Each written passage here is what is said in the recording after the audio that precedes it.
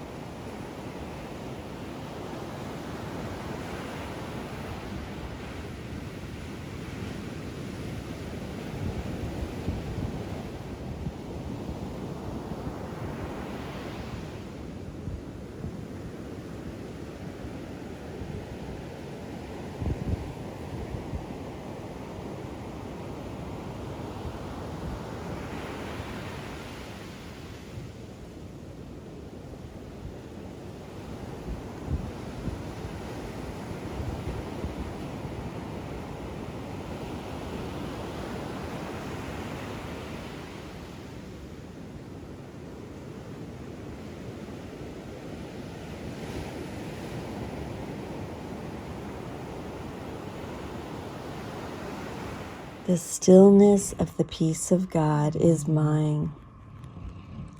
Jesus tells us that he knows we are not always going to choose the peace of God. He asks that we not pretend we are spiritual giants. I know you are not ready for a day of undisturbed tranquility and peace, because if you were, you would not need me as your teacher nor this workbook. Thus, let me teach you to forgive, allowing peace to come to your disturbed and conflicted mind.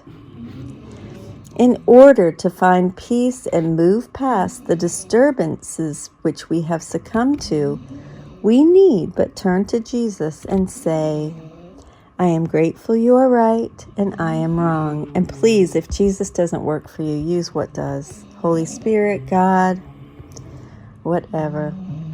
Thus the humility to which we repeatedly return.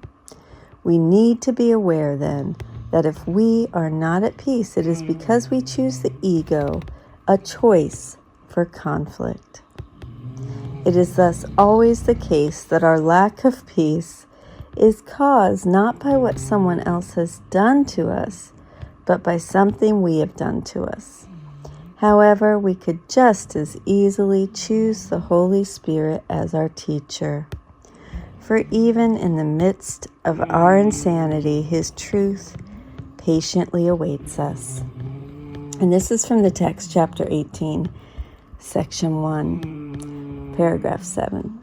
When you seem to see some twisted form of the original error rising to frighten you, say only, God is not fear, but love, and it will disappear. The truth will save you. It has not left you to go out into the mad world and so depart from you. Inward is sanity, insanity is outside you. Only our fear could rob us of the peace that God would have us keep. It is our own doing, and it is essential we understand the mind's decision and recognize our underlying motivation. In other words, there is purpose behind our feeling unhappy or disturbed.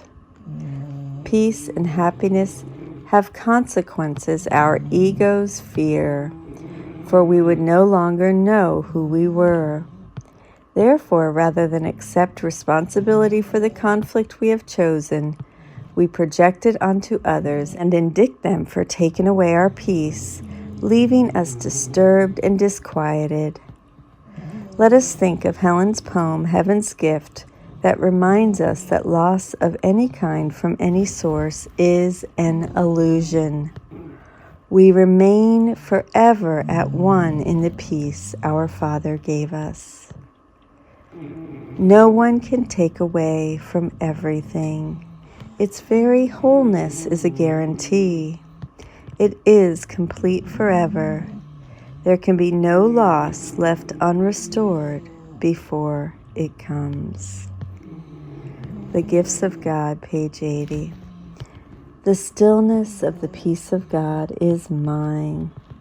I love you. Thank you so much for joining with me today. Have a beautiful day, and I will see you tomorrow.